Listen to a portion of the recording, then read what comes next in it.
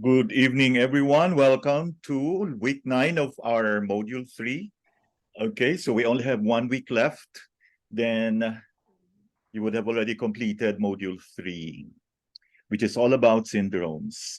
Next module, we're going to familiarize ourselves with the point categories, the different the channels, the pathways, and of course, the required 44 extra points by Pita. And we would like to suggest that you attend the Zoom webinars of... Sige, mamaya na natin pag-usapan. Okay, welcome everyone. Let's get started. Let's start with the first one. And I'm sure you already know all the answers, no? Hopefully. Okay, we have decided to do this on a Thursday instead of the original Friday because next Friday we are planning to start our very exciting version of auriculomedicine. Okay? Yun. We hope you can all attend 8 to 10 p.m. on Friday, October 6th. Okay, so for tonight, we're going to be focusing on syndrome differentiation according to the 5 elements and the 5 transporting points, the 5 shoe points. Okay? Can I call on Ma'am Darlene Federico? Can you take care of the first 5 questions? 1 to 5. Good evening, Ma'am Darlene. Can you start with no? Yes. Good evening, Doc. Good evening, classmates. Number 1 po, which organ pattern corresponds to the pattern of wood not generating fire? Okay, before you answer this is, I think, very clear cut, no? It's basically a very weak wood element, no? If you have a very weak wood element, a very deficient wood element, then definitely you cannot generate fire. Yon. Okay, what is your answer, Ma'am? Ang answer ko po, Doc, is large intestine and ano po? Okay, una-una, ano ba yung wood? Wood is the liver. Yeah, liver, but why, bakit large intestine pinag-uusapan Ay, na? sorry po. Sorry. Mali lang po yung ano ko, It's okay, baka pagkasulat ko. na-stress ka lang. It's okay, no problem, no problem. We all commit mistakes. Sige. So, if we're talking about the wood element, and we are confined to liver and gallbladder, di ba? So, kung iisipin mo, super hina ngayon ng wood na to. Of course, kung mahina yung wood mo, basang-basa, hindi ka makaka-generate ng fire. So, we're talking about a very weak wood element. And what would that be? The answer is actually a trick question because this is not actually a pattern. It actually refers to a psychological ano ba tawag dito? It's more about the personality of the person that we're talking about here. Yung mga timid, those who cannot make decisions, parating yun. So, yes, Doc. That's why yung gallbladder. Yes. So we have a very deficient gallbladder. Very good. So the answer should be gallbladder deficiency. No? And siyempre pag pinag-usapan natin gallbladder deficiency, sobrang hina na po ng wood. No? Kasi we all know that gallbladder is the young component of the liver. So if you have a very weak wood element, so weak that it could not generate fire, then this is the pattern that is very common, no? So imagine a person, a patient who is very timid, very weak. Actually, parang ayaw mo siyang he's not very likable because of his parang wala siyang ambisyon sa buhay. Yon. Okay? So that's number Opo. one. Let's continue with number two, Ma'am Darlene. I hope I'm not stressing you so much. Hindi naman po, Doc. Describe the symptoms and their pathology caused when Earth does not generate metal. Okay. So, before you answer that, ano ba ang pinag-uusapan nating organs dito? Like the earth is um Spleen and yeah, stomach. spleen. And then the metal is Metal is the ano po, the lungs and the large okay. intestine. Ano siya? Okay. So pag sinabi mong earth does not generate metal, parang inulit lang natin ito yung kanina, no? The wood doesn't generate fire. This time we have the earth not generating metal. So the question is, you have to describe the symptoms. So ibig sabihin, we are looking at a very weak earth element. And sabi mo nga, it's the spleen and stomach. Okay? So, kasi hindi siya maka-generate ng metal eh. So basically, ano mangyayari, Ma'am Darlene, if you have a very weak spleen? So, over controlling po to, Doc. No, no, no, Ay, no. It's ay, not hindi po. even, it cannot even generate eh. So what more with controlling? Di ba, Earth is supposed to generate metal. So, Opo. ibig sabihin, napakahina ni Earth, kaya hindi siya maka-generate ng metal.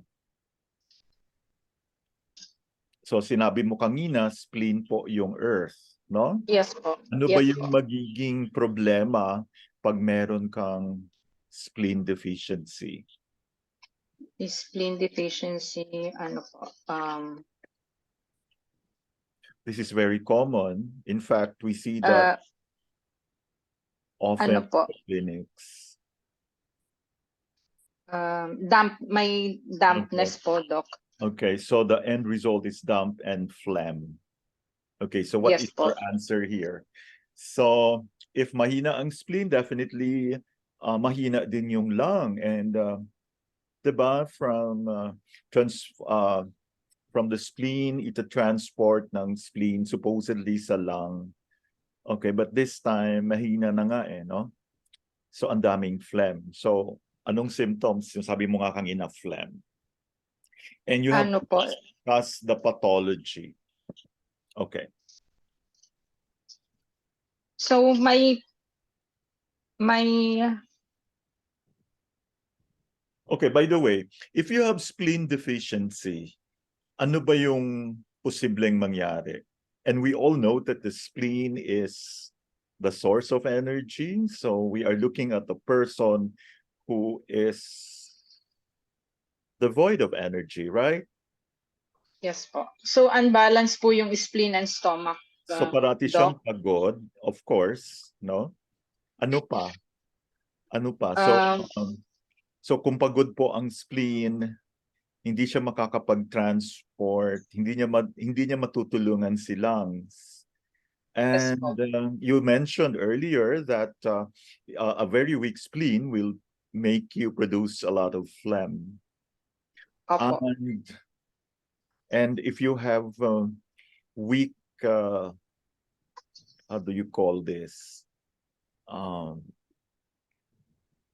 Okay, so if the spleen is weak, it cannot actually transform or even transport. So what Transport. happens? Magkakaroon ng phlegm. And ano mangyayari po sa lung? Mahihina din yung lung. What is Yes. what is the sign of a weak lung? Weak lung chi. Hindi siya nagde-descend, di ba? So pag Opo. hindi siya nagde-descend, inuubo ang pasyente. So we're looking at a person na maraming phlegm sa chest, no? Parating inuubo and also always tired.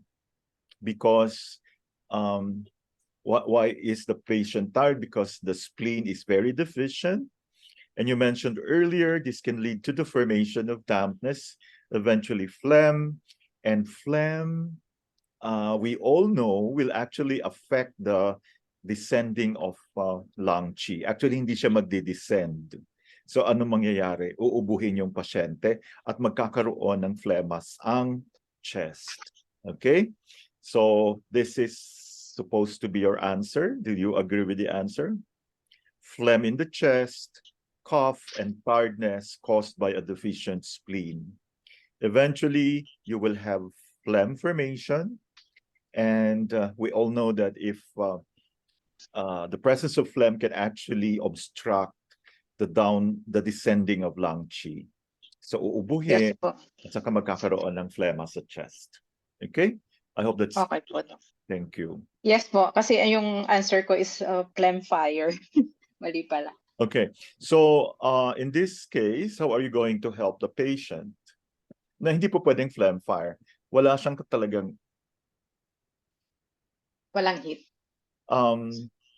it's basically saying that you have a patient who started out as having a very weak spleen, very weak Lungs. earth, so nagkakaroon din ng weak lung.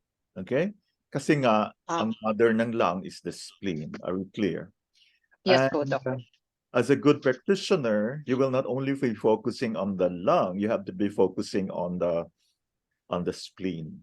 Okay, this is where we differentiate the good ones from the mediocre practitioners. Yes po, Okay, Doc. let's go to number 3. Still on 5 elements. Identify the following clinical manifestations in term of their 5-element sequence pattern: dizziness, blurred vision, headaches, and vertigo. Okay. Doc, ang answer ko po dito is my kidney, liver. Yes. Ang tinatanong dito is ano yung pattern, ano yung relationship na yon. So you were correct because it's nag-umpisa sa dizziness, no? Dizziness, kulang, very weak ang kidney, so it cannot produce the marrow, right? Kidney Yes chi, po. walang marrow. And so pag mahina ang kidney, mahina rin yung liver kasi kukonti lang ang Water not generating. so kaya blurred vision, and there will be headaches and vertigo. So the relationship should be water not generating Not wood. generating wood. Or what, ano ba tawag dito? Kidney not helping out the liver. Okay? So they always Yes go po. in pairs, no? Yes po. Let's go to number 4. Number 4, if a patient has multiple symptoms involving the lungs but has a yellow face, where do you suspect lies the origin of the disharmony? Mm-hmm. Ang answer ko po dito, Doc, yung sa liver or spleen. Pag sinabi mo kasing liver, we're looking at, okay, ito kasi yung mukha niya yellow no? And Opo. ang dami niyang problema sa lung. So we are basically looking at lung and spleen. Diba? Lung, spleen. Okay, Yes so po, Doc. ang origin po ng problem ng disharmony niya ay nasa earth element. Okay? Earth. Nasa earth. Opo. Kasi ang mukha Nasa ang earth. napapakita Yes po. kung saan yung site, ang origin ng disharmony. Okay? Yes So, po, Doc. obviously, if you have, katulad ng liver imbalance, it's because mahina nga yung liver. And so, ang lumalabas na hindi makokontrol ni liver ni would see earth. If you're looking Opo. at this, yung mga mayroong liver issues, no? So, syempre, pag hindi makontrol ni controller, which is the wood, which Wood. happens to be so ang lumalabas na kulay is yung kulay ng controllee. Kasi this time, mas malakas na yung controllee kesa sa controller. Kaya yung mga Ah, hepatitis nagkakaroon ng yellow. But this one kasi, we're looking at multiple symptoms involving the lungs. And you have a patient here na maraming lung issues pero yellow ang mukha. So ibig sabihin, ang original source ng disharmony is the face, which is the earth, yellow. Okay? I hope that's yes clear. po. Yes po, Go Doc. to number 5. Number 5, which internal organ pattern corresponds to the pattern of fire in salting water? This is actually very common, no? It's like the fire and water. Kasi supposedly, water controls the fire. Diba? So, Opo. in this case, it's so obvious Heart that rate. we're actually referring to the kidney and the kidney heart. So they are not harmonized, no? Yes po. And or meron tayong kidney and heart yin deficiency na merong empty heat. So you will be looking at a tongue that is red in color with no coating, of course. That's already empty heat. So if you see that, it's obviously fire insulting the water. Okay? It should be the other way around. It should be the water controlling the fire. That's why the heart and the kidneys, they have a give and take relationship. The kidney is supposed to cool, being the water element, supposed to cool the fire. No? So and at the same time, the fire, the heart is supposed to keep the water warm so that hindi siya mag-overcool. But in this case, ininsulto ni fire si water. What? Okay? So, ibig sabihin, na-overpower niya si water. So, ang lalabas na kulay is red. Okay? So, in other Yes. words, the kidney and the heart are not harmonized. Any question? Wala po, Doc. Okay. So far, what we have taken up are very, very common examples in clinical practice. So, sa totoo lang, napaka-common po nito. No? Maraming salamat. So, yes? Yes po. So, yung magiging pulse nito, Doc, is steady and rapid. Tama po? Obviously, yeah. Yes. Kasi yin deficiency. So kulang ang yin. Yes po. Not only thready, it could be very fine, but it's fast. No? Thank you. Thank you po. Thank you po, Doc. Let's call on Ma'am Ami Glorioso, 6 to 10. Good evening po. Good evening po. Good evening, classmate. Number 6 po. The stream points is the third points on all channels, apart from which channel. So, Bali, ibig Doc, sabihin, merong isang channel na number 4 si stream point.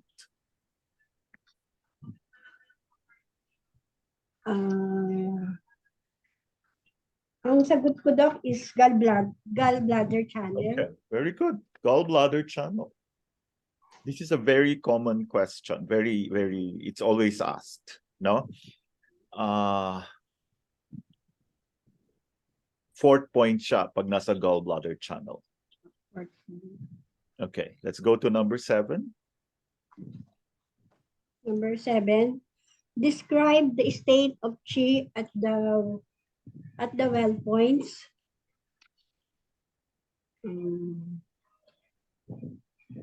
The chi is moving outward. Okay. So ito yung tinatawag na centrifugal movement, palabas. Palabas. Okay. What else?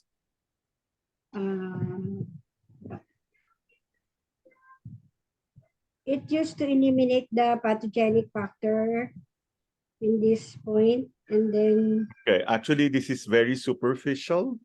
The chi here is very superficial Very tenuous. and very unstable. So being unstable, madali siyang mabago, madali siyang ma-influence, no? So yung state ng chi at the well points, and I hope everybody, and by the way, we want you to start following. We're starting a new, how do you call this? It's a new chapter. It's all about point categories. In fact, we have prepared one last time, but I didn't like it. It's a bit boring. So ang gagawin natin parang you watch out for it. We're going to start next week. Like walong topic kaagad, no? We're going to talk about the 5 shoe points, and then isasabay sa loop connecting, all in one meeting, and then front move, back shoe. What else?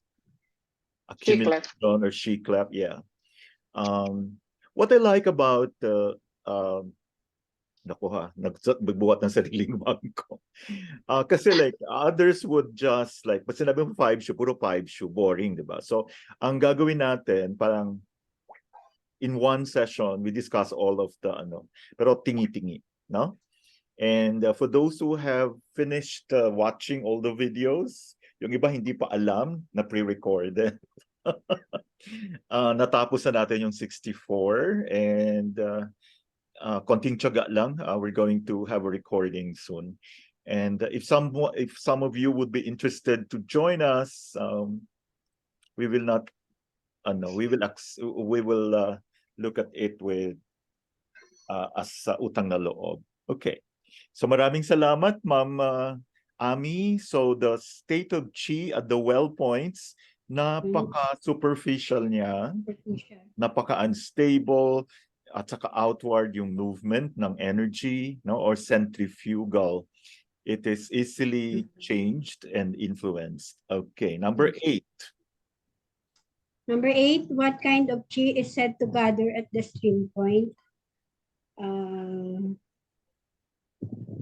The stream point is anchoring through the chi flow through the turnaround, and flow starting becomes stronger and deeper. So my answer, Doc, is at the defensive chi. Oh, very good. Yeah, level. Wei chi or defensive chi. Ito po yung chi na nagagather sa stream points. In fact, the stream points sa yin organs are synonymous to yuan source points. Diba? So parang it's so effective to actually strengthen the defensive chi. Number 9. Number 9, which sets of points are often used for irritability, mental restlessness, and anxiety? So ibig sabihin, unstable, very superficial, very easily changed. Sa anong point? Pili ka lang sa 5. Sa Jingwell points. Okay, very good. The well points or the well points. Very good. No, kasi centrifugal, palabas. Okay, number 10. Number 10, which point are often used to painful obstructions, syndrome? It is caused by, no. The point yung ginagamit mo na points pag merong mga painful. Stream points, Doc. Very good. Stream points. Okay? Maraming salamat, Ma'am Ami. Good job. Very good. Let's now go to Sir Michael, 11 to 15. Sir Michael. Hello po. Good evening. Good evening. Pasensya na po. Anais ko lang. Yeah. Okay. Kita na po. Okay. Number 11. What are the lower C point of the large and small intestine and triple burner? Okay. Ibig sabihin, you have to mention the lower C point for the large intestine, the lower C point for the small, and the lower C point for the triple burner. Ang mga point po ito, Doc, no? Yung like say, Sunjeli, and Sujuli. Stomach 36, 37, and 39. Yung pong Pinakasali si 36. Lower C point to eh. Lower. lower. Ito Large po yung intestine. sagot. Stomach 37 for LI. Stomach 39 for SI. Bladder 39 for triple burner or Sanjiao. Bladder 39 pala. Sorry. Yeah, and alam mo naman, pag magamit tayo ng C points sa dagat, parang tinapon mo sa dagat yung napakainit na bagay, di ba? So if you have, for the large intestine, we have stomach 37. For the small intestine, stomach 39. For the triple burner, we have bladder 39. Number 12. Number 12 po. Complete the following.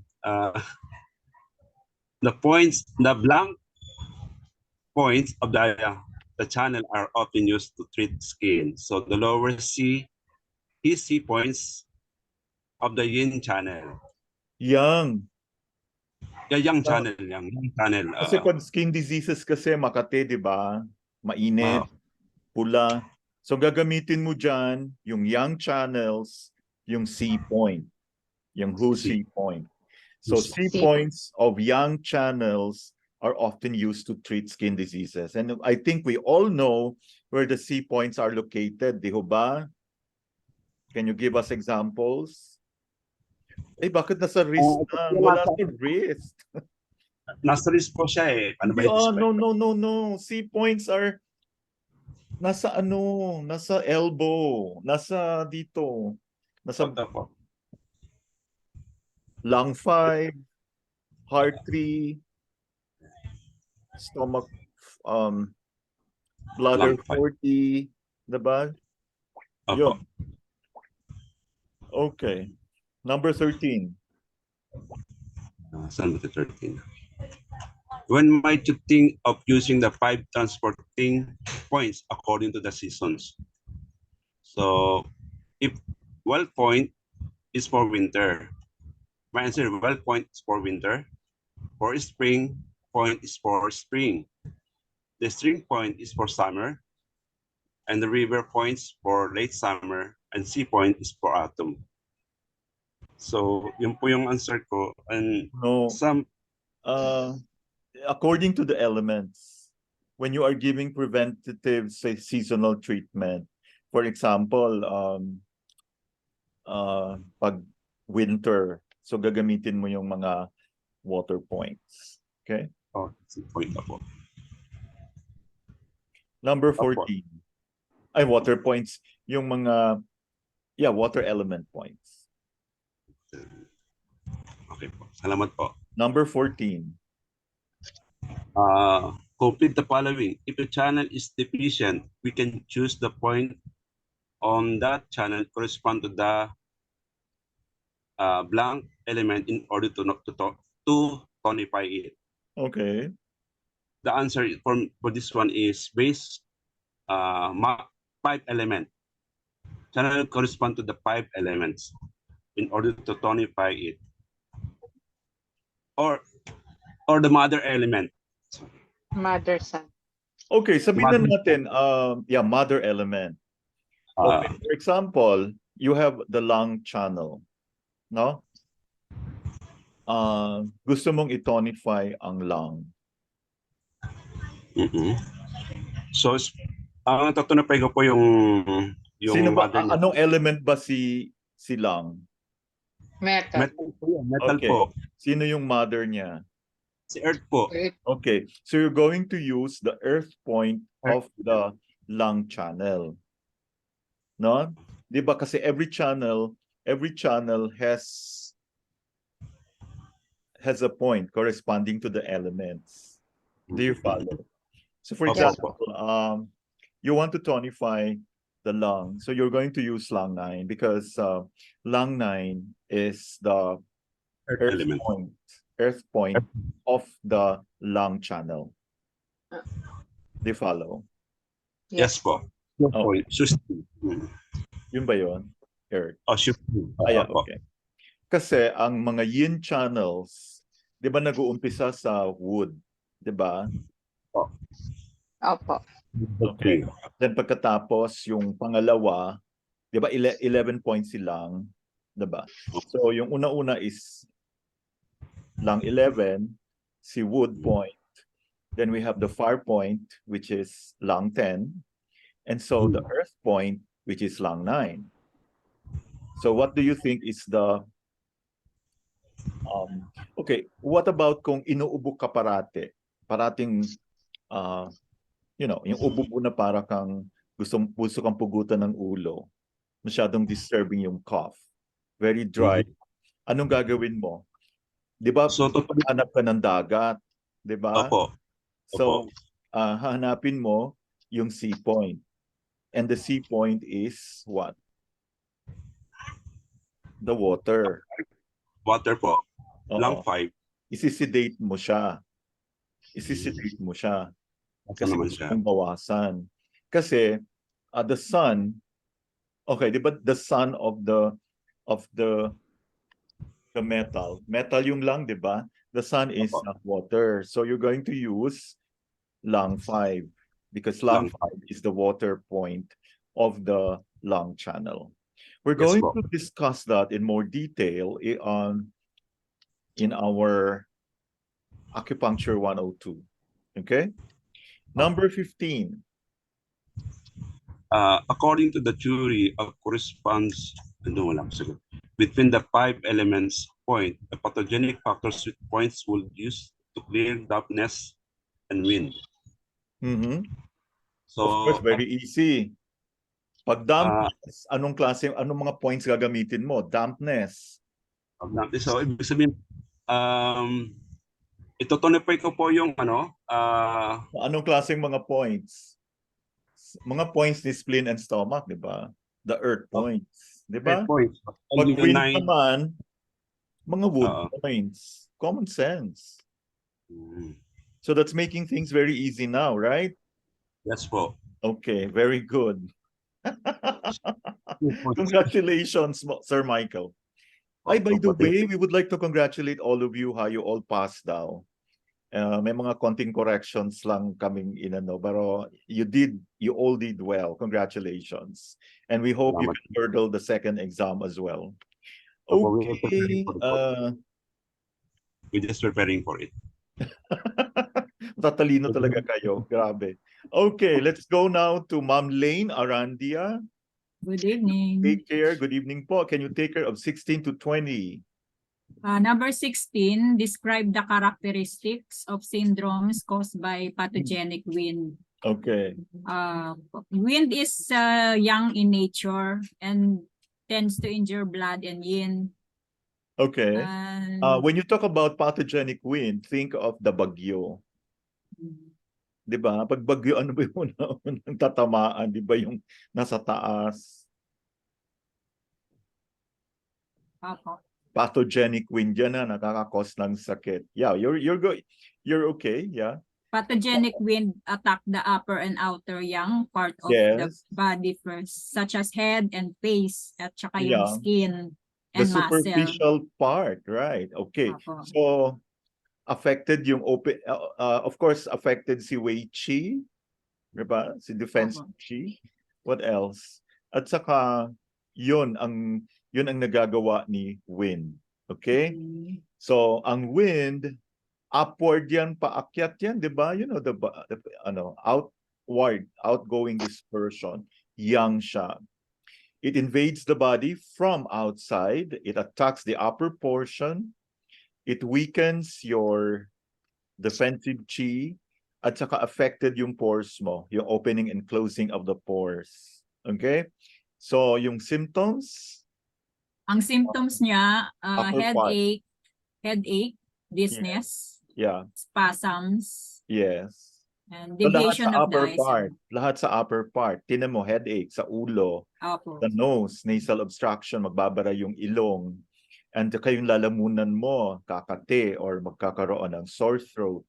What else? Yung mukha mo, di ba, pag parang puffy.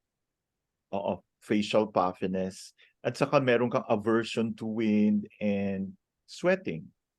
Okay? Let's go to number 17. Okay, ito naman, tastes. How Syndrome are differentiation. syndromes to be differentiated according to different taste in the mouth? Okay. Pagka bitter taste po, usually due to an excess heat pattern. Okay. Fire in And the liver and gallbladder.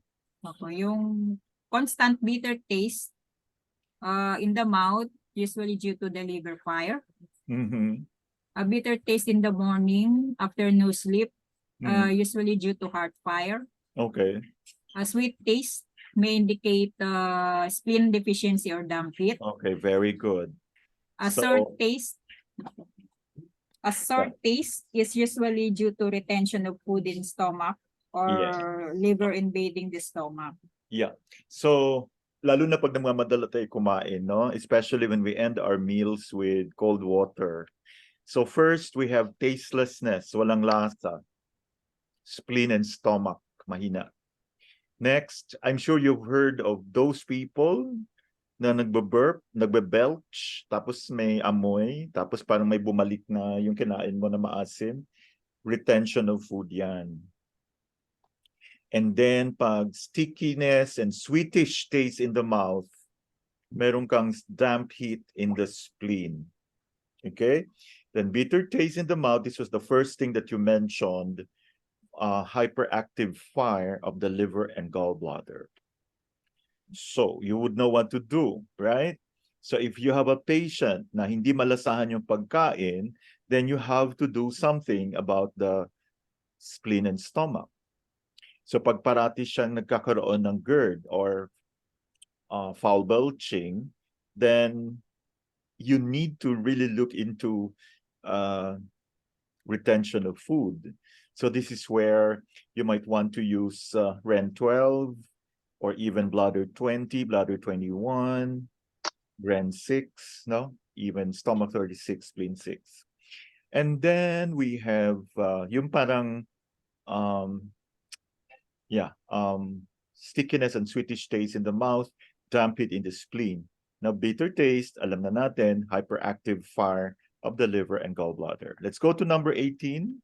Number 18, what are the main manifestations of the syndrome of damp heat in the urinary bladder? Okay, this is actually the TCM counterpart of UTI. No? Napakarami pong ganyan.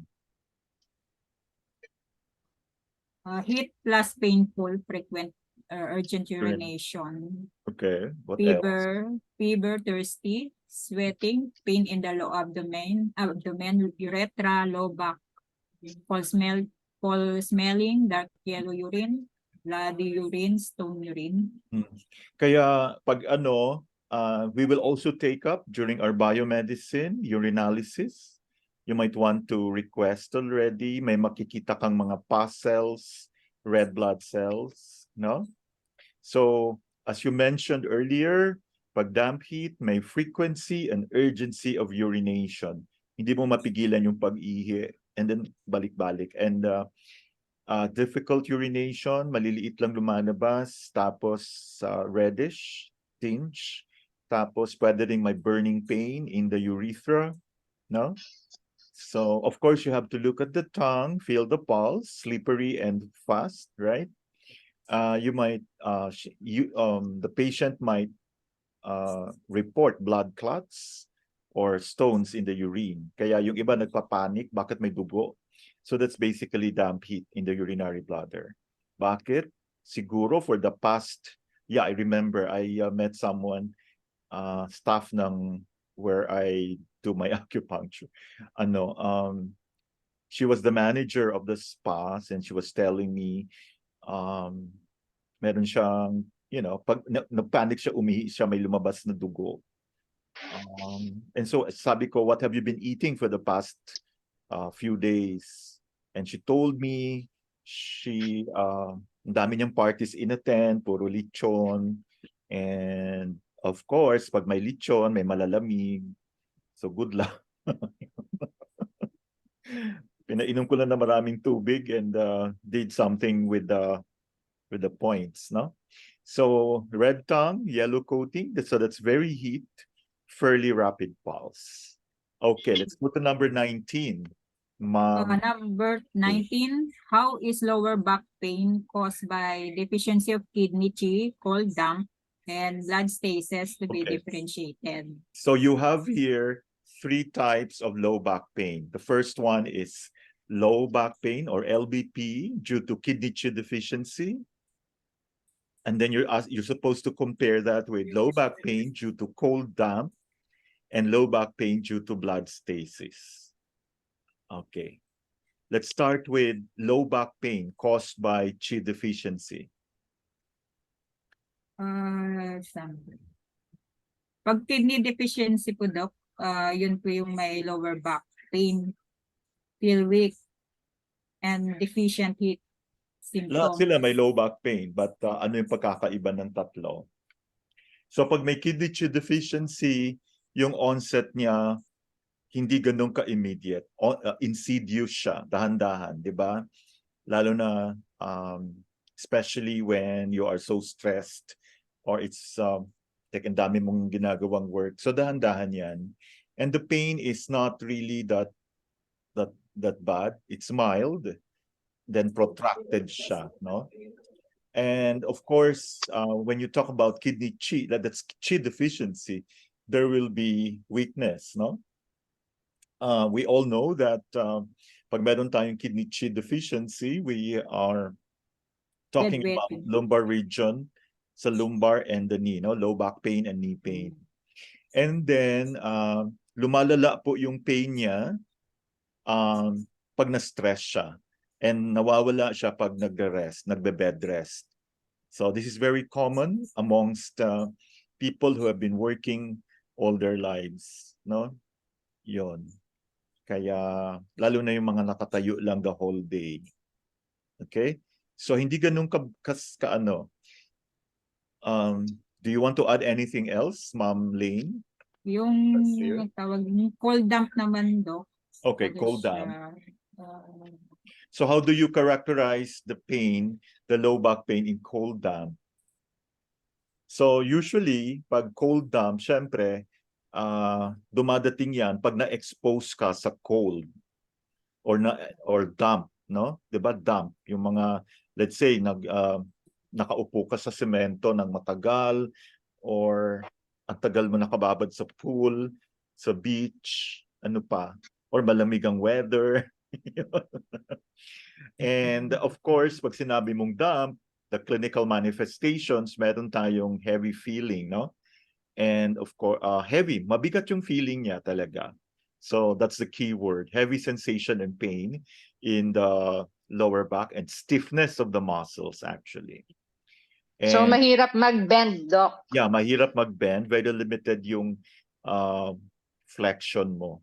And I think very familiar dyan si Ma'am Darlie. Okay, so pag nakikita mo mahirap mag-bend, ay naku, cold damp yan. And ano pa to? Pwedeng tumakbo yung pain niya, hindi lang sa tumatakbo sa sa may puwitan, no, buttocks, and even the lower extremities. Kaya nagkakaroon ng sciatica usually. Sciatic, yes. Yeah, pag hinawakan mo yung area, malamig. So try to hold or palpate the area where the patient is complaining of pain from. Pagkatapos, yung pain niya lumalala pag umuulan, so kapag kaya ayaw nila pag rainy days. And kahit nakahiga sila, kahit 'di ba sa kidney Qi deficiency, pag naka-bed rest nawawala yung pain. But this is not kidney Qi deficiency. This is cold damp invasion. So kahit nakahiga sila, nandoon pa rin yung pain. Okay? So during cold weather. Okay, so Ma'am Lane, what about the blood stasis? Pag blood stagnation of blood naman po, back pain is sharp and fixed. Yeah. Usually, Stabbing back. nagkaroon na siya ng sprain sa lower back. So usually may injury na siya before. Yung natatanungin mo, saka pag tiningnan mo yung tenga, I'm very excited about the tenga. And I'm sure si Sir Vic dito, puro tenga na ang pinapractice. You know, the good thing about ear is that We discovered a lot of things with the ear. Kaya thank you sa mga nag-attend last time. Don't worry, we're going to share it with you. Okay. You were saying, Ma'am Lane, that the pain is, of course, meron ding rigidity and pain of the lower back. So it's similar to cold damp. But since this is ano ba to? Pag ayaw nila ng ayaw nila yung, kasi pag in-applyan mo ng pressure, lumalala yung pain, no? So yun. Excess po kasi siya. Yes. So allow me to give you, I hope you can read that or just do a screenshot. So LBP caused by kidney chi deficiency, the onset is insidious. Ibig sabihin, hindi siya ganun kabilis, no? Dumadating siya after how many months of hard work. Very bearable yung pain. Actually, it's mild and protracted. Ibig sabihin, hindi ganun katagal yung pain. Nawawala lang bigla, lalo na pag nakahiga ka. Okay? And of course, this is kidney issue. You will always look for, do you have weak knees? No? Mahina na mga tuhod yan. Hindi na makaluhod ng matagal. Okay. Ewan ko kung may nakaka-relate dito. May low back pain. At saka pag na-stress or na-strain, kaya bawal na bawal yung bigla kang dadampot ng something. You have to really find, take a lot of time when you bend, no? Kasi baka magkaroon na rin ng trauma. Okay, so ang symptoms niya lumalala after strain and stress, no, and alleviated by bed rest. So yun. Bawal din kasi ma-stress eh. Actually, dumadating yon pag nagalit ka. Why? Because if you have liver yang rising, nauubos po si yin, and so hihiram ng yin kay kidney. So lalong nagiging deficient si kidney. Okay? Next is LBP caused by cold damp. There is always the history of exposure to pathogenic wind. So pag binabagyo, ayun nila yan. Pag cold damp, yung mga aircon rooms, pinapatay nila yan. And they have this heavy feeling, heavy sensation. And they are having difficulty extending and flexing their back. Okay? And pwede mag-radiate ang pain sa may puwitan, sa may buttocks and lower extremities. And when you palpate the affected extremities, they feel cold. Okay? Or they will tell you, malamig yung area na yon. They feel cold, no? And lumalala yung pain pag parating maulan. At saka kahit nakahiga na siya, masakit pa rin. So that's the difference between low back pain caused by cold damp as contrasted to low back pain caused by kidney chi deficiency. And lastly, another very common one is when there is history of trauma or nahulog sa bike or nahulog sa puno. Okay, so syempre mayroon ng sprain sa lumbar region. So there is rigidity and pain of the lower back. And the good thing here, hindi pala good thing, the pain is fixed. Hindi siya nagta-travel. And ingat na ingat siya mag-turn yung kanyang body kasi masakit. And ayaw niyang pinapahawak yung pain. I hope that's clear, Ma'am Lane. Let's go to number 20. Number 20, what does reinforcing the mother for deficiency syndrome and reducing the son for excess syndrome mean? According to this principle, which points should be selected in dealing with deficiency and excess syndrome of the liver channel? Pagka liver channel po yung niya, pagka deficiency siya, ang re-reinforce niya is the water. Okay, the water point. Water point, which is, tama po ba? Si liver 8. Yes, very good. Wow, ang galing. And then, yung kapag ka-excess naman siya, ang i-sedate naman yung yung si son. The fire, yeah, okay. Si son, yung si fire. Okay. Bali si liver 2. Ang galing. Very good. So yun na. Si Ma'am Lane has said it all, no? So pag ikaw yung mother, may tonifying effect. So this is very effective if you have a deficiency syndrome. Ano naman, ginagamit mo yung sun when you want to sedate an excess syndrome, no? So reinforce the mother for deficiency syndrome, reduce the sun for excess syndrome. And by this time, siguro na-memorize yun yung tonifying and sedating points ng lahat ng mga points, no? Okay. So maraming salamat, Ma'am Lane. Very good. Very Sige good. po. Let's go back to Ma'am Darlene once again. Ito, ano to, P syndrome. Pronounce it as P. P. Yeah. Number 21, what are the main symptoms of P syndrome? What are the main criteria for the classification of wandering P, painful P, fixed P, and febrile P? Okay. And what are the therapeutic principles? And in particular, what kind of manipulation should be performed for each of them? O, diba? Dok, wala po akong ano dito. Sige, tulungan na lang kita. Okay. The main symptom is joint pain. No? Oo. Napaka-common po nito. That's what we call arthralgia. Arthralgia. Okay. 'Di ba? Kasama na din diyan, meron ding muscle soreness, 'di ba? May muscle soreness, may numbness. Sa prolonged cases, minsan 'di ba, nagde-deform yung mga joints. Kaya pag may nakita kayo yung pag pinaturo mo parang tikuna, no? Meron yan. Normally, Yes. sa daliri, Doc. Yes. O minsan umiikli, nagkakaroon ng contracture, no? Yes. Yun. So, meron tayong 4 na klase. We have the wandering, painful, the fixed, and the febrile P. Wandering P, ibig sabihin tumatravel, no? Wandering pain of the joint of extremities with limitation of movement. So this is basically very wind, migratory siya, no? So wandering, palipat-lipat, as in lahat ng joints niya may pain. Ito namang painful P,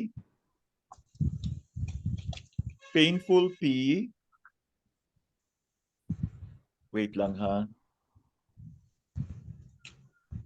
Painful P,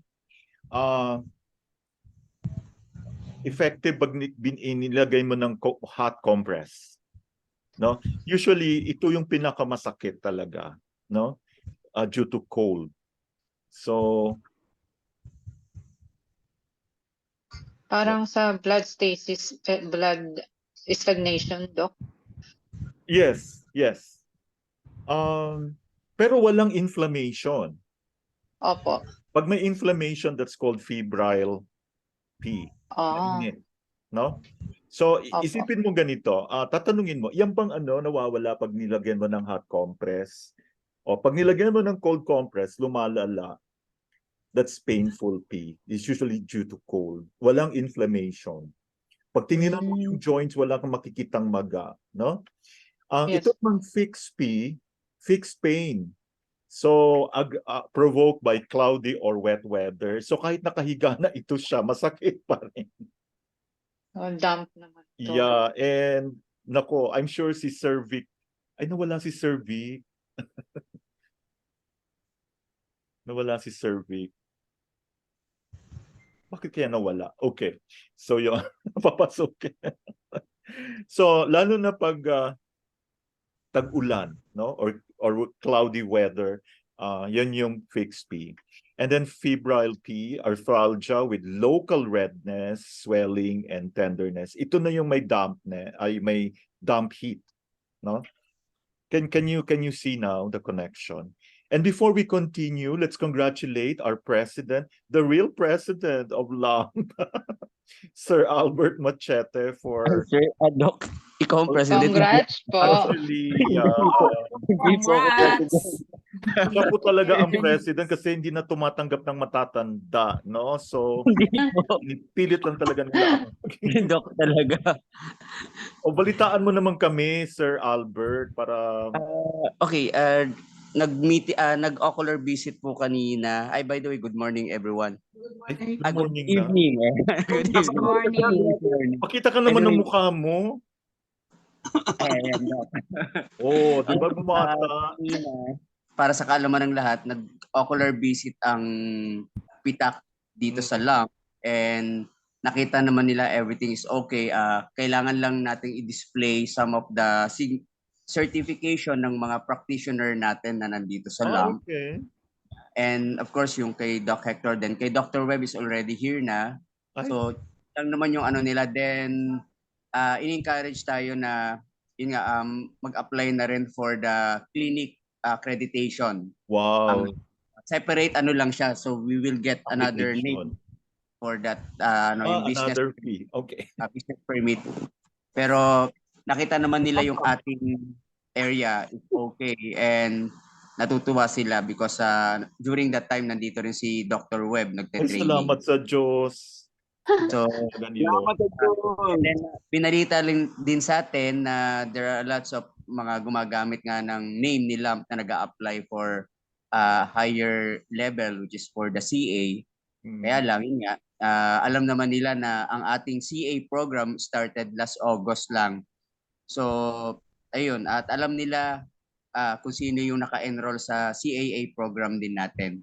So, congratulations sa lahat ng aspirant CAA. Yeah, alam din ba nila ang gagaling ng ating mga CAA? Grabe, very flattering. Certificate na lang yung kulang. As in. Nakikita naman nila sa YouTube and nagsabi rin kami na tutulungan din tayo ng pitak basta magbigay lang tayo ng request sa kanila regarding dun sa mga may pag-affiliate tayo sa isang government hospital na para ma-experience din natin na mag-practice sa isang government hospital about acupuncture practice. Okay. Awesome. Wow. Very good. That's good. That's good. Congratulations, Mr. President. Hindi po, kayo po ang president. Yung vice president nandito rin, si Ma'am Chat. Asan na si Ma'am Chat? Ma'am Okay, Chat, ganito lang I hope we have to stay humble. Pinapanood nila yung YouTube natin. Ay, wow.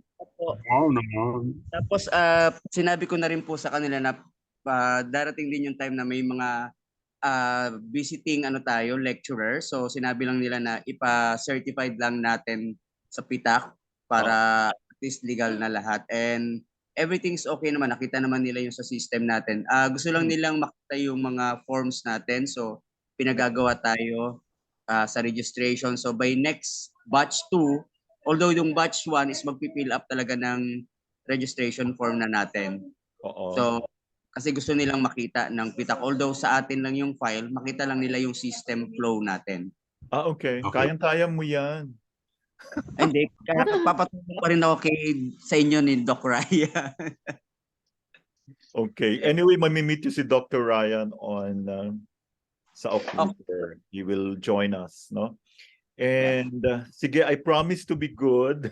Ikaw din Thank dapat mabait ka na. Ayan, congratulations everyone. Congratulations, Sir Albert. Kaya pala alam mo bumata ka, iba talaga nagagawa ng distressor, no? Kasi harap kanina. And aware ba sila may niluluto tayong menu na medyo Yes, actually, nabanggit ko nga yung project natin okay. na regarding dun sa mga BHW na we will train the BHW. Nag-wait lang tayo sabi ko sa mga fundings din ng mga gustong mag-sponsor. Then sabi nila, i-inform lang natin sila or mag-courtesy call tayo sa kanila para mai-ano rin nila sa DOH at ma-ads din nila. Okay, that's good. Actually, it's sana po okay, ewan ko kung may mga kopya ba naiwan na souvenir program si Doktora Palangka nung Yes, meron pa. Binigyan natin ang pitak and actually Sinabi yung pala mo? yung talagang hinahanap nila. Ang alin? yung history ng Philippine acupuncture. Okay. So sa ano na ginawa ni Doktora during the first Congress, World International Congress. November 1 to 5, 1977. Yes, oo. Hindi pa So, pinapanganak. kaya binigyan natin sila ng copy, and then I think maialalagay nila din dun sa ano na kinakailangan for documentation. Okay, very good. At saka alam din ba nila na pinaplano mo magkaroon ng second international convention o second Year 2028, Doc. 2027 na? 2027. Pero November 1 to 5. And- Kakayanin ba natin? My God, well, by that time, CA na kayo lahat. Basta tulong-tulong lang. Tapos, Ay, hello! Wow! I love that voice. Parang mataba yung ano kapag narinig ko yung boses na yan. Ay, hello! Sabi ko na nga ba. Parang nagkakaroon ng lakas ng loob ako. Pag, hello! Wow!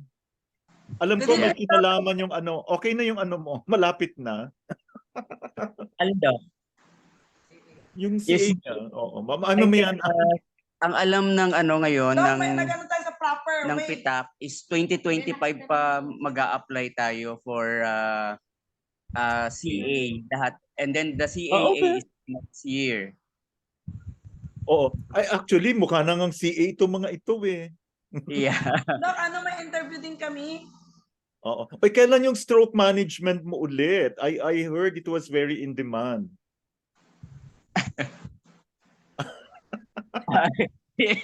yung training mo, Doc, na biglang dinonate sa atin. Ay, oo, dahil sa kanya, no? Grabe. Kami Sir na Vic. nandito si Sir Vic eh. Nawala bigla. Siguro kasi due to ano, yung heavy rains, maulan pa rin dito. Okay, baka umatake ulit. Okay, sige. Maraming salamat, Sir Albert. Thank you po, Doc. Gagawin ng Thank you ating mga everyone. students. Kaya hindi ako napapagod as in. Ay, alam din nila yung mga score nila, yung nagbigay tayo ng exam? Yung top 4, oo, Doc, alam nila din. Alam naman nila lahat sila Pinakita pumasa. mo yung exam. Not yet pa. Alam nila walang bumabagsak. Preparation for yung kanina sa PITAC. Dok, kami biglaan nga yung exam eh. Sa Doc CA Web. yan. Sa CA after the training talagang may exam. Oo, si Doc Web. Oo, ay talagang strict na. Okay, go. Yes. Andyan ba si Dino? Kanina, nagpunta dito kanina si Sir Dino. So nakita niyo mga taga-pitak. Yes. Nagpa-picture kami. May picture kami. Yung sinend ko sa'yo, Doc. Ay, oo. Nagpa-picture. Andun ba siya? Okay, go. Hanggang kailan dyan si Miss Sambales? Until Saturday, kasama siya sa wellness mission ng Apo Caravan. Wow. Oo. Magpapakabait na tayo ha. No negatives. Yes. Dapat lang po. Alam mo nila mga ugali. Yeah, yung TOR natin for the new management from Dr. Ryan. So lalagyan na natin ng ano yon, ng yung logo natin plus then yung sa auriculo medicine natin, Doc, yung logo nun Iba. for lang, editing na lang, malapit ang lumabas. Akala ko ilong yung ilalagay mo sa auricular medicine. Lalabas. O sige. Maraming salamat ha, Sir Albert. Thank you din. By the way, successful din yung natin sa sa BJMP, sa PDL. Wow, because of you. Therapy, basic training natin doon. Wow. Sige, go. Dapat every week na yung training dyan ha, right after October. Yun yung wino-workout namin nila, Ma'am Chat, yung mga scheduling for that. Then, Then, pwede nga everyday may lecture dyan no? Yung sa ear. tingnan natin muna kasi alam mo naman, Doc, yung mga tao dito Okay. ngayon. Sige. Yeah. Okay. Pero definitely magkakaroon. Sige. At least marami na tayong magkakaroon ng CAA. So yung naayos na yung Doc? Hello, yung, Doc? yung mga application. Okay na? Yeah, yung sa 14 or yung sa mga bag? Lahat. Yeah, okay na. Then yung sa TOR na lang nung basic may mga lang. I will call you pero okay naman na. Sige, sige, go. Sige. I'll tell you later. Okay. Thank you Thank very you, Doc. much. Okay. Thank you po. Okay, so let's continue with Ma'am Darlene. Are you still there? Opo, Doc. Okay. So ang ginagamit natin are local and distal points na nanggagaling sa young channels, no? Dapat talaga young ang gagamitin natin, young points. Kasi gusto nating tanggalin yung wind, cold, and damp. So pag wandering P, yung lumilipat-lipat, needling lang yan. Ito namang painful P, which is usually too cold, dapat dagdagan mo ng moxa. Diba? Ito yung, Yes. yung lumalala pag malamig. So definitely, ang nagkakos ng pain is cold. And it's very, very painful. And for severe pain, pwede tayong gumamit ng intradermal needles or indirect moxa with ginger, lalo na sa REN8. No? Fixed P is treated with both acu and moxa. Warming needle is also advisable. So yung febrile P, yung mayroong mga swelling, may mga redness, of course, reducing method ang gamit dyan. Alam nyo naman siguro reducing, no?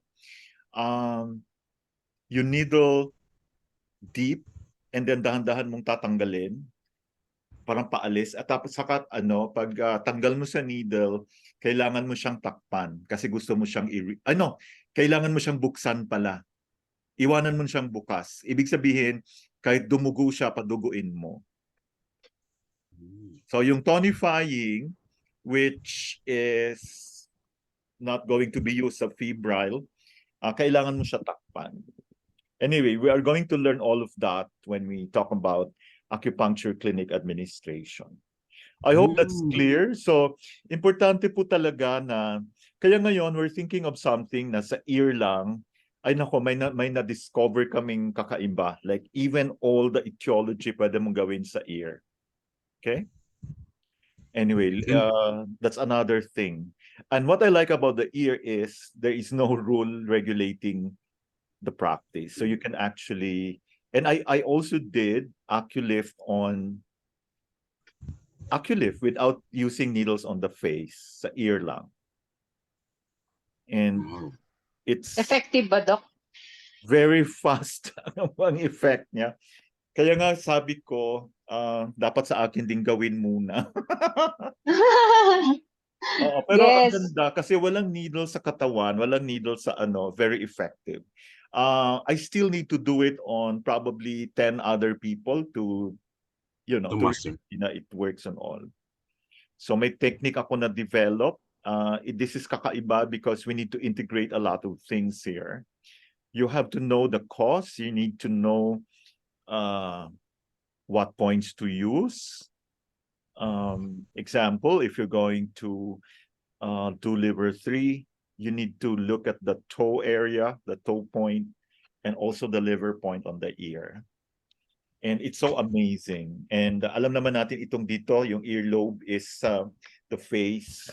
I am still in the process of looking for the most appropriate needle to use. Kasi kailangan pag gusto mong i-lift, kailangan masakit siya.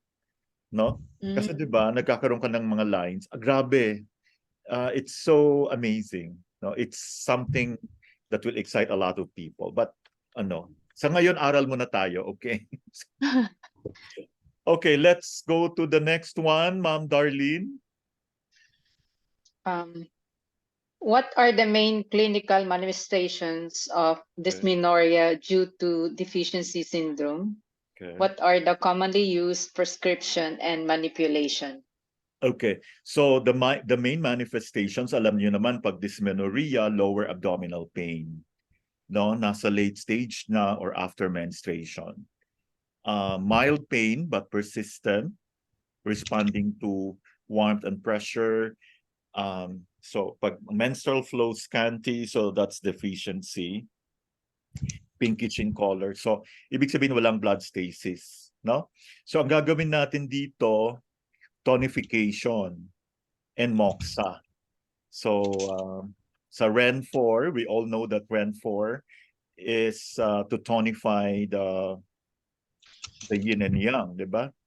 Particularly the yin. And then the bladder 20, bakshu of the spleen, bladder 23, kidney, stomach 36, and spleen 6. So, ito yung tinatawag nating deficiency syndrome na dysmenorrhea. Ibig sabihin, usually kasi mga babae meron silang lalo na pag mahilig sa junk food, no? Oo, yung mga deficiency. Okay, next. What are the meanings of overacting and counteracting? What are their proper orders in the 5 elements? Would you know how to answer? Okay, Yes po. overacting. Yeah, sige. Yung overacting, halimbawa po si fire and metal, Mhm. ino-overact ni metal si fire.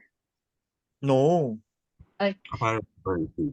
that's actually insulting. Opo, baliktad. Si fire controls the metal, di ba? Opo. Tutunawin niya si metal. So pag sinabi mong overacting, yung counterpart niya mahina. So lumalakas ang nagko-control. So clinically ang tawag dito interacting. So, pakita ko na lang ha. So overacting means launching an attack when a counterpart is weak. So clinically, this is conventionally called interacting. So in the 5 elements, the order is that wood overacts on the earth. So ibig sabihin, pag mahina na yung spleen mo dati, mag-overact na si wood. No? Although hindi mas malakas si wood, normal lang, pero kung mahina po yung spleen, nag-overact si wood. Earth on water, kaya ano to? Nagkakaroon ng drought, no? Nawawala. And then water on fire. So, magkakaroon ng baha. Kasi nawawala si fire. Fire on metal, and metal on earth. When you say counteracting, denotes prey upon other elements. So this is just the opposite to overacting. Ito na yung insulting. A very good example is metal, wood insulting the metal. Kasi 'di ba si metal is supposed to control wood, right? Yung palakol, puputulin niya si wood. Pero mahina ngayon si metal. So, hindi niya mapuputol si wood. May insulto si metal, magiging ano siya, hindi na siya makakaputol. Kaya pag masyado kang stress, galit, minsan inuubo ka, no? Lalo na pag malungkot ka. Siyempre pag galit ka, malungkot ka. Kaya ubuin ka. Kaya ito yung tinatawag na earth, wood insulting the metal, which is very common. Okay? Next, how do you differentiate or how do you distinguish substantial phlegm from non-substantial phlegm?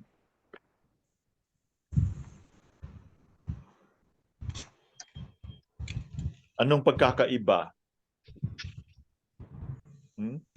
Pag sinabi mong substantial phlegm, yung nakikita mo talaga, yung may phlemas, yung sputum, yung dura, no? And they will lead to further pathological changes if not eliminated in time. Most people, ang daming phlemas. No? Why? Because may ibang problema. Mahina ang spleen. Pero anong ginagawa natin? Umiinom lang tayo ng mga expectorant, yun lang. No? So kung patuloy yan, pabalik-balik yung phlemas mo, ibig sabihin, in Western medicine, they just treat the lungs. Or they just give you expectorant, they give you antibiotics. But in what we're doing, we treat the spleen. Of course, pag gumanda si Root spleen, cause. hindi ka root cause talaga. So itong non-substantial phlegm, this is sometimes a pathological concept. No? This is something na hindi mo nakikita. In fact, mas impactful ito.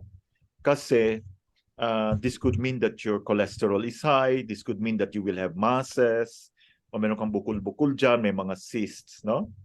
For example, a case of epilepsy with coma and rattle in the throat can be diagnosed from the characteristics as the heart being misted by the phlegm. So mga ganon. Kasi you don't actually see the phlegm. Non-substantial eh. Ang mararamdaman mo na lang yung epekto. Yun na lang. Parang iba na yung ano mo. Basta bigla ka na lang ano to? Walang plemas pero mayroong tumutunog yung lalamunan mo or nagkakaroon ka ng epileptic seizures. Okay? I hope that's clear. Okay, this is very easy. Would you like to continue? Can you take care of 25 to 29, Ma'am Darlene? This is just a review. Number 25, symptoms indicating being affected by pathogenic wind. Ay, tapos na. 25 to 29 na tayo. Yung matching. Okay, what's Yes. your answer for number 25? The symptoms indicating being affected. Yun pala, Anong answer mo po dito, number 25? Ano po? Siyempre, pag pathogenic wind, yung upper part ng body. Letter B po. Okay, letter B. So that means nasal obstruction, soreness, or itching of the throat. What about number 26? Pathogenic cold is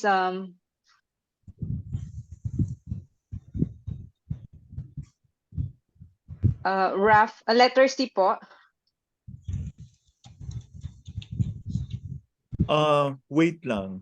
Magkakaroon ka ba kaagad ng dryness pag pathogenic cold? Heaviness ng letter D. Letter D po. Heaviness and a sensation. 26, pathogenic cold. Opo. Letter D po. Heaviness and a sensation of distension in the head as though it were tightly bandaged. Di ba mas typical yan of dampness? Remember, heaviness. Yung parang binalot ng bandage yung ulo mo. Pathogenic cold to pathogenic cold. Opo. Can you give it another try?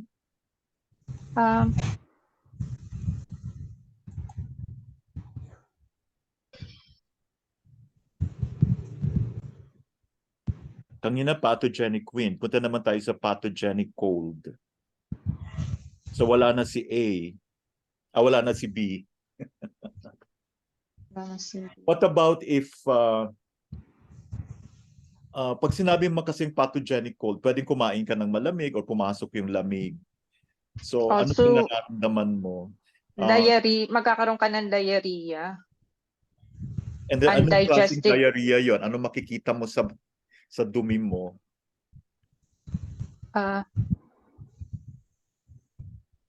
Undigested food po. Yes. In the stool. Kasi nagkakaroon ka ng spleen yang deficiency.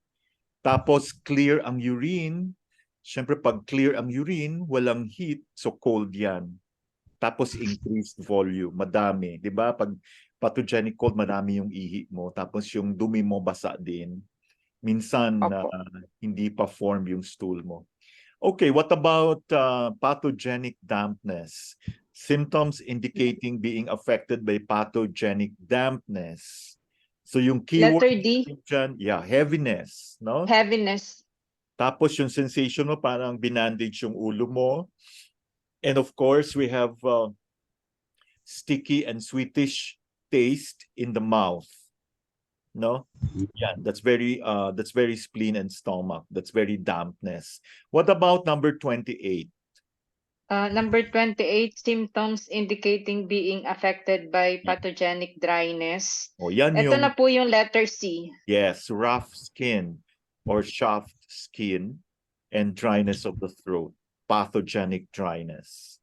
And the last one, pathogenic fire. Fire is the letter E, carbuncle, furuncle, and ulcer with local heat. Okay. Actually, meron siyang redness, may swelling, saka may pain. That's pathogenic fire. Okay? Maraming salamat po, Ma'am Darlene. Let's go now to Thank you, Doc. Ma'am Ami. Ma'am Ami, good evening ulit. Are you still with us? Yes po, Doc. Number 30. 32, 32, 30, 30. Ah, yes. Parang may mali ito. Hindi yan 33, 30, 31, 32. Sorry po. Yes po. Suggest persistent accumulations of food in the stomach and intestine. My answer, Doc, is letter B. Yes. Thick yellow tongue coating. Mm-mm. Yes, yeah. Kasi nagkaroon na ng persistent accumulation na eh. So yung dampness, eventually nag-heat na. So nagkakaroon na ng yellow tongue coating. Nagkaroon na po ng thickness. Yeah. What about number 31? 31, suggest invasions of lung by wind heat. Suggest accumulations of heat in the stomach and intestine would result in damage to yin. Sa una, Doc, di ba po yung lung by wind heat is ano pa yan? Nasa exterior pa siya. So, yung sa pangalawa po, nagsasuggest po siya ng nagkaroon na po siya ng heat sa stomach and intestine. So, Yes. my answer, Doc, is letter D. Bakit nagkaroon ng dryness? Wait lang ha. Opo. Kasi dalawa po kasi. Accumulation of heat. Hindi, una-una kasi ganito. External invasion pa yan. Opo, external. Okay. Ay, this is actually another question. Sorry ha. Yes po, kaya naguguluhan Number din po. 32 yan. Ay, pasensya na. Oo. Yung una, pag Opo. ay, wrong question. So I think this is a bonus. Okay, invasion of the lung by wind heat. Di ba pag wind cold, thin white coating. Pero pag wind heat, Opo. thin yellow coating. Ayun po. Accumulation of heat in the stomach, which results in damage to the yin, that's actually what?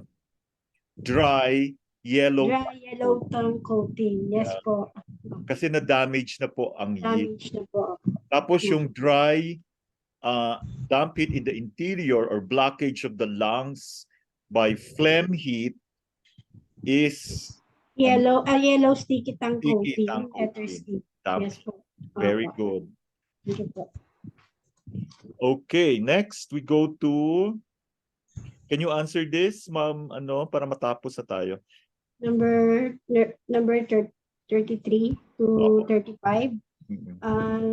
33, a white sticky tongue coating usually suggests a white sticky. So my answer, Doc, is letter C, retentions of phlegm, dampness in the interior. Sticky po. Di ba pwede rin siyang exogenous cold damp? So dalawa answer dito. Pwede rin po, opo, dahil po cold damp. Oo, di ba? So Yes pag po. white sticky tongue coating, pwedeng exogenous cold damp, pwede ring phlegm and damp. Pwedeng BNC. BNC po. Doc. BNC. And number Opo. 34, ano po sagot nyo? At number 34, a thick white tongue coating usually suggests letter A, Doc, retentions of food. Yes, very good. And number 35, Number 35, dry white coating usually suggests letter dry white, dry. So, dry po siya.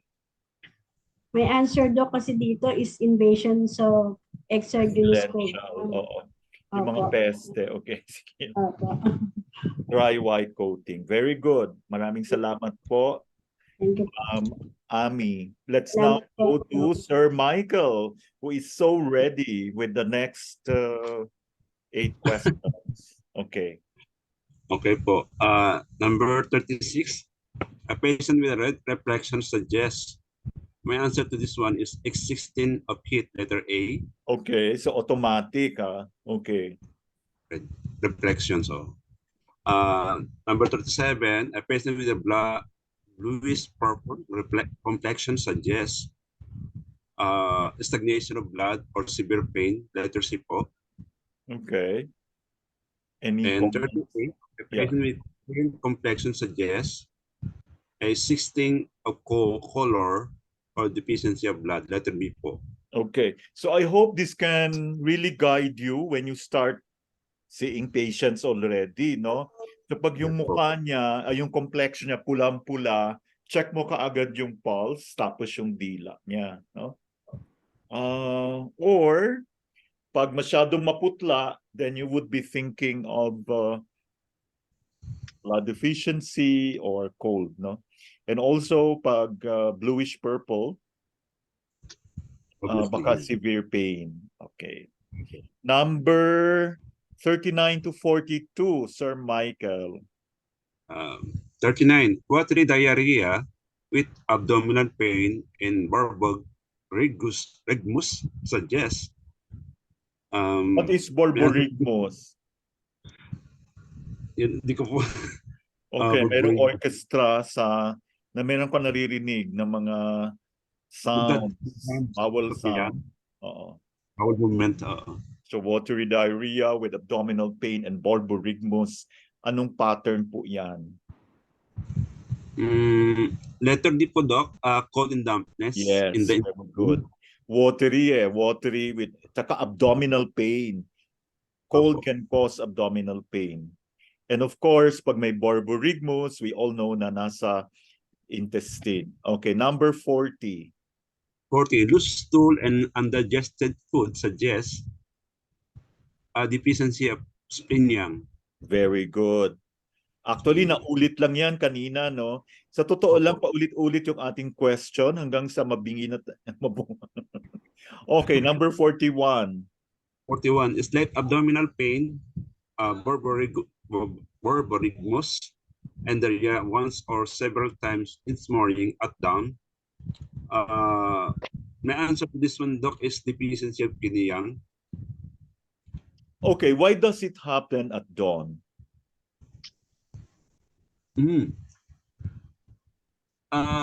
Time po kasi nun, ang time nyo is kidney time po yun eh, kidney yang. That's why... Anong oras ba yung kidney time?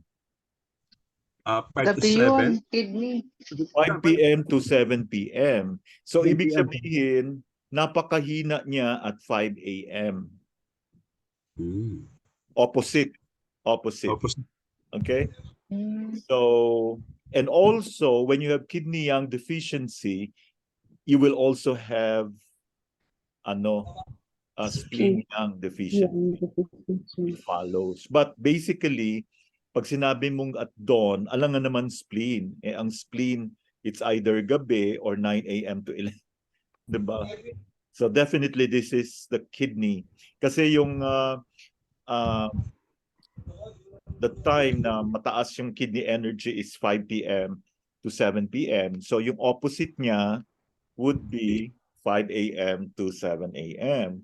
That is why kung meron kang kidney issue, hirap kang bumangon ng alas 5. alas 7. Yeah, 5 to 7. Or kung babangon ka man, nagtatai ka. Babangon ka para dumumi. Okay. Number 41. Nakaka-relate ka, Sir Mark? Oo. So, Oh. hindi pa naman to the point na Hindi pa. Pero actually, dapat daw dumudumi na tayo ng 5 a.m. to 7 a.m. But this one is before 5 a.m. Why? Because yung time ng large intestine is 5 a.m. to 7 a.m. And the Chinese are saying, kung gusto mong mabuhay daw na matagal, dapat sasabayin mo sa paggising ang pagsikat ng araw. Eh ngayon, sumisikat yung araw, 4:30 na yata. Okay. Sa NT po, Doc, ang pasok ko kasi alas 5.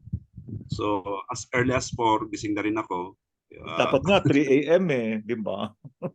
Kaya mahina yung lungs mo. Okay, number 42, Sir Michael. Number 42, diarrhea with yellow, hot, loose, and fertile stool suggests dampness. Okay. Pag may amoy talaga, fetid, no? Pag may amoy, that's a sign of heat. Okay? Loose. Yeah, yellow. Damp. Okay. Number... tapos na yata. Wait lang. Okay, maraming salamat, Sir Michael. Let's call on Ma'am Lynn to end everything. Ma'am Lynn, good evening. Magre-recording na naman tayo, hopefully by Saturday or Sunday. Tama ko dun, Doc. Gusto mong mag-recording din? Opo, pwede naman din po. O sige, go. Ma'am Lynn, are you there? Yes, Doc. Oo. I hope I can finish the gusto mong sumali, Sir Michael, the recording? Anong araw yun, Doc? Sunday. Gusto niyo ba Sunday? Sunday, pati tayo dun, Doc. Ay, family day. Saturday na hapon, 1 p.m.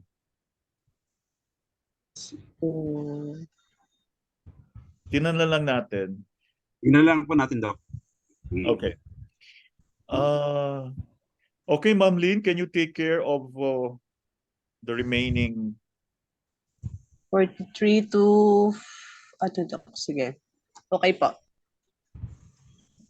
Let's start with number 43. Okay. Number 43.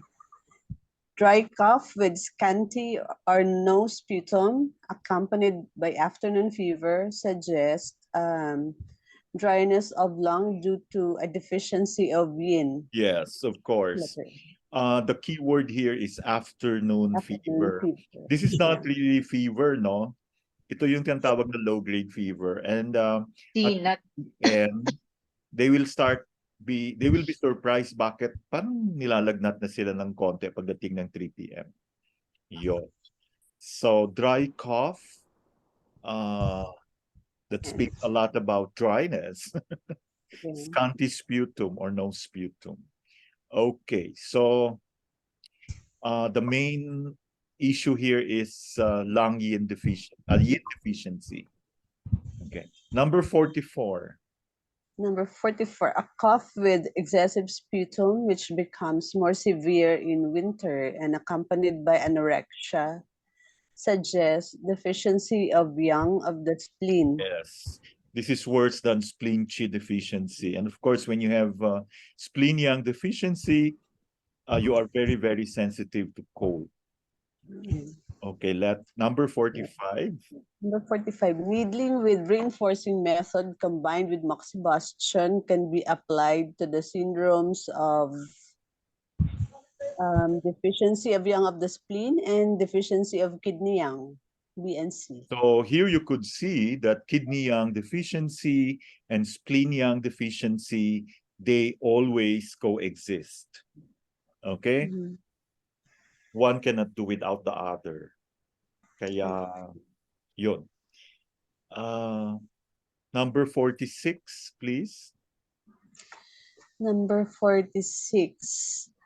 Acupuncture without moxibustion is applied to invasion of exogenous is best applied to invasion of exogenous pathogenic heat And and dryness of the lung due to deficiency of yin. yeah, you don't do moxa here. Okay. Yeah. So A and D. D. Very good. Let's go to number 47 to 49. Okay. 47. Pain in the epigastric region, which is aggravated by cold and alleviated by warmth, suggests retention of fluid in the stomach due to cold. Letter B. Mhm. Aggravated by cold. Tama po ba? Yeah. Okay. Due to cold. Yes. Yeah. So, ang keyword dito, alleviated by Due to warm, cold. aggravated by cold. Warmth. Okay po. Epigastric region is stomach. Tama. Number 48. 48. Pain in the epigastric region accompanied by foul belching suggests retention of food in the stomach. Letter A. Because of a weak stomach. No? Okay, number 49. Number 49. Burning pain in the epigastrium accompanied by preference for cold drinks suggests hyperactivity of fire of the stomach. Letter C.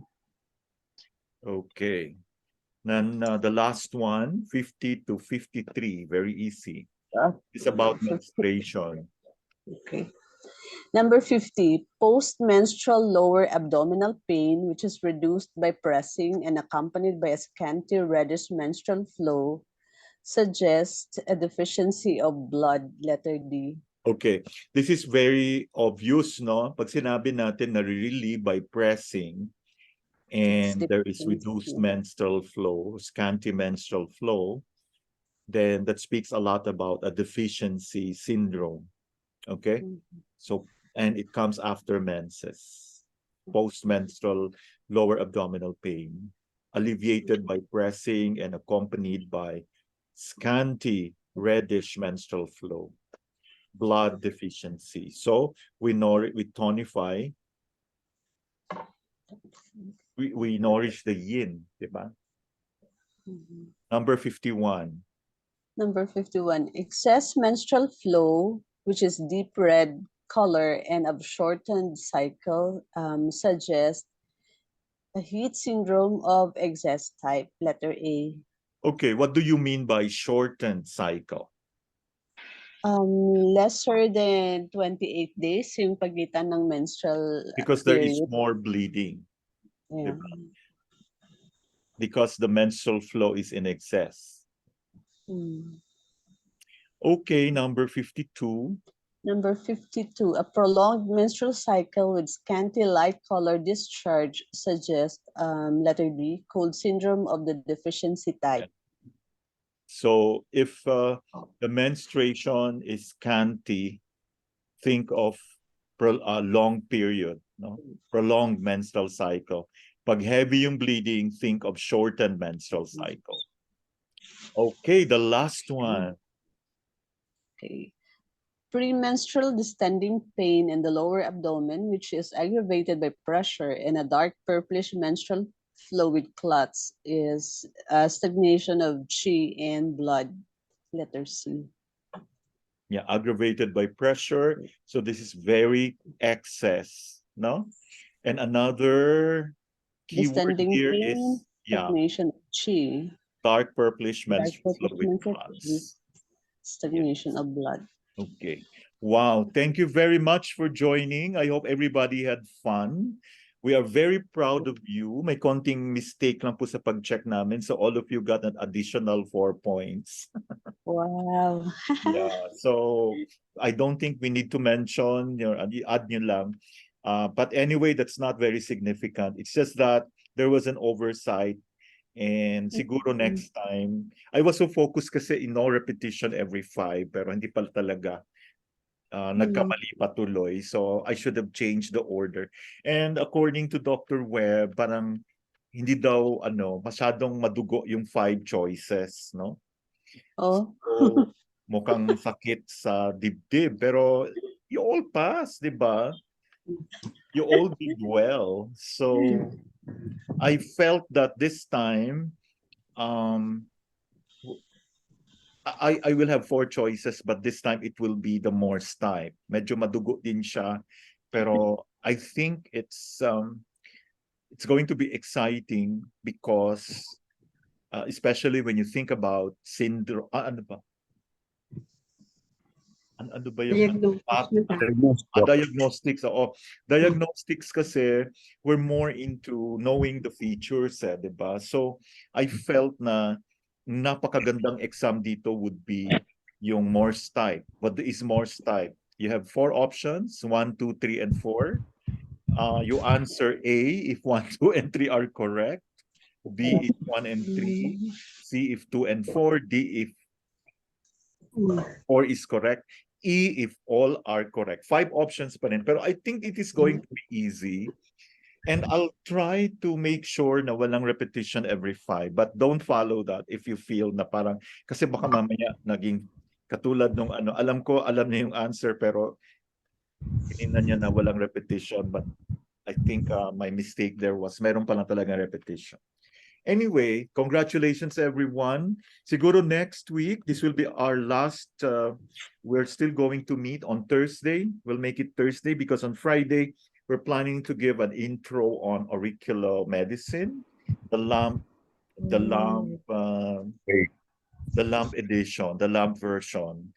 Medyo pinahirapan ko ng konti, but I feel that there is really a need to be able to familiarize ourselves with the innervation of the ear kasi baka may magtatanong bakit effective yung ear, no?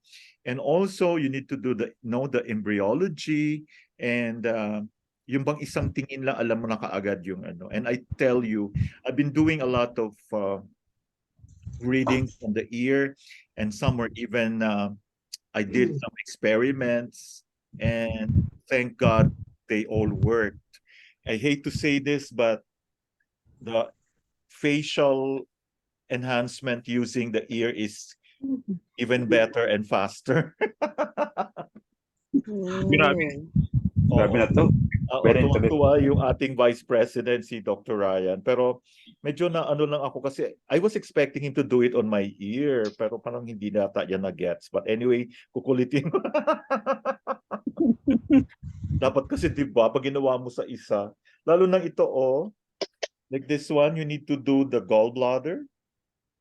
And ito kasi dito puro ear yan. Gamitin nyo ng maliliit na needle and it has to be painful. Kasi when it's painful, you're actually stimulating the mouth. Nakakapag-lift na ako, Doc. Yeah. Using the ear. Yes po, kasi di ba bawal ako sa face dahil nagte-take ako ng blood thinners. Yeah, I remember, yeah. Okay, so good. Ito dito, in-experiment ko yan. Ito kasi puro yan head and yung face yan ito, 'di ba? Opo. Yung mata, syempre 'di ba gusto natin mag-lift yan. Alam mo mafi-feel nyo talaga. Ngayon, I was like, where will I? So I'd rather do it bilateral kasi. Hanapin mo lang yung mga points na talagang mga chin, yung jaw, yung cheek. Nakaano lang yan, nakahilera lang lahat yan tapos yung eyes. And you have to use a very short needle, which is very cheap actually. That's the one I use for the lines. And I noticed faster siya mag-work sa mga wrinkles. First you need to know bakit nagkaroon ng lines. It's because there is dryness. So when you talk dryness, you're talking about a weakening of the yin, no? So you need to nourish the yin. So you need to tonify the yin organs. Wow. Interesting. So grabe na to. Titingin na ako sa dito. Kasi diba, it makes sense, diba? If you have like dry face, bakit may lines? Kasi dry. So that means sobra yung yang mo. So dadagdagan mo ng yin, diba? Moisturize nga natin yung mukha natin no? So yun. Still experimental, but ang maganda nito, you can address even the other health issues. And Mm. not expensive because you use fewer needles. Anong lumalabas yung mukha ko dyan? You will be using fewer needles. And most of the points that I use. And also you have to do the back shoe. With back shoe kasi, like if I needle the lung, you need to know the partner, yung parehong polarity niya. So spleen, di ba? So if you needle the bladder 20, you just choose kasi ang pangit naman, ang dami-dami. Di ba this is the back area here? Yun. So you need to really, you start from here going up. So you start with the face. You do the back kasi we do the detoxification protocol. Yeah. O, di ba na, ay wow, talagang pinapakita na niya yung kanyang tenga. Ay maganda yung yung chart mo. Yan ba yung galing sa That's very useful actually. So yan. Yun. Kaya yung gagamitin nyo, yung masakit na maliit na mura. But for those that, like, if you deal with pain, pag masakit na dati, so kailangan yung soft na needle ang gagamitin mo. Yun. Okay. Yeah, very good. Okay Now po. you know. And also, you need to be very familiar with how a person with heart deficiency, paano siya manifest sa ear, yung mga ganon. Yung lung deficiency, may mga allergies. And it's exciting. Okay, maraming salamat po sa lahat. Thank you for joining.